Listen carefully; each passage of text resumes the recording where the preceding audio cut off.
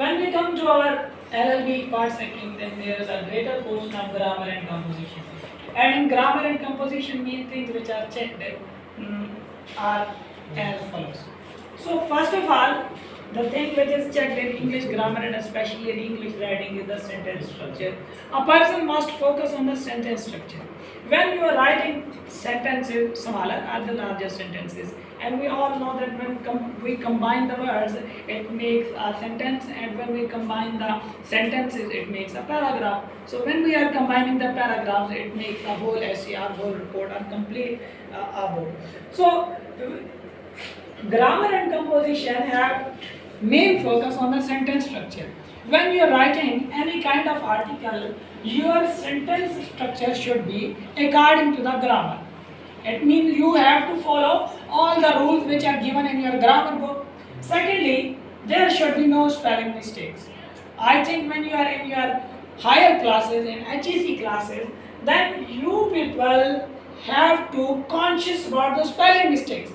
And the sorrowful thing is that in our youth, this is very miserable that many students lacks this ability. They have many blunders in their spelling, and they even don't know how to write the spellings of some, you can say, the smaller words. तो आप लोगों को ऐसे हालात में spelling mistakes के ऊपर बहुत ज़्यादा तवज्जो देनी है, और आपको जो अपने स्पेलिंग जो किसी भी राइटिंग आर्टिकल लिखते हुए अपने आप को ठीक करने हैं। उसके लिए आप बार बार किस चीज़ को रीड करें और उसको जो है ताकि आपके जो है स्पेलिंग मिस्टेक्स जो है वो ठीक हो सके।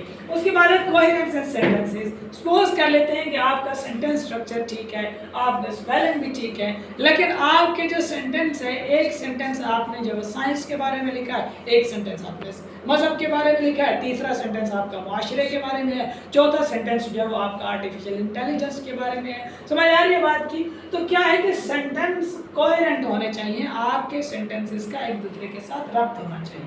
Whatsoever the topic you are writing, आप कोई भी टॉपिक लिख रहे हैं, आपको चाहिए कि उस टॉपिक के सारे सेंटेंसेस का जब एक दूसरे के साथ रब्त होना चाहिए।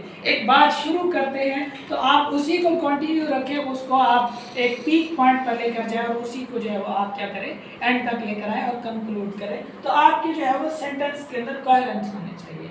उसके बाद जब आप मुख्तलिफ सेंटेंसेस कंबाइन करते हैं तो आपका एक पैराग्राफ बनता है। अब पैराग्राफ मुख्तलिफ आप लिखते जाते हैं, कोई भी आर्टिकल लिखना हो तो सारा एक फ्लो से नहीं जाता, बल्कि पैराग्राफ की सूरत में होता है।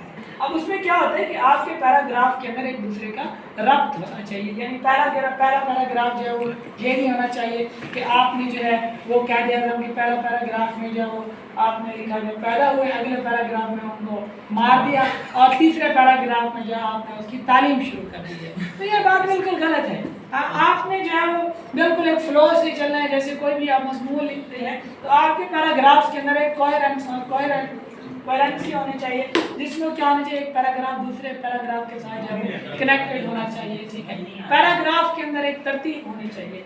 उसके बाद आपका मटेरियल जो है वो टू द पॉइंट होना चाहिए, ना तो बातें बहुत ज़्यादा इजाफी लिखनी है और ना ही आपने बातें बहुत ज़्यादा कम लिखनी है। जैसे एग्जाम्पल ले लेते हैं, जैसे आप फाज करें अल्लामा इकबाल एक कायदे-ए-आज़म मजमून लिख रहे हैं, उसमें आपकी उसकी पर्सनल लाइफ तो नहीं डिस्कस करेंगे जी, वहाँ शादी हुई, वहाँ शादी नहीं हो रही थी, फिर फलां खानदान के लोगों ने रब्ता करवाया और इस तरह। तो आपका जो मटेरियल होना चाहिए टू द पॉइंट होना चाहिए।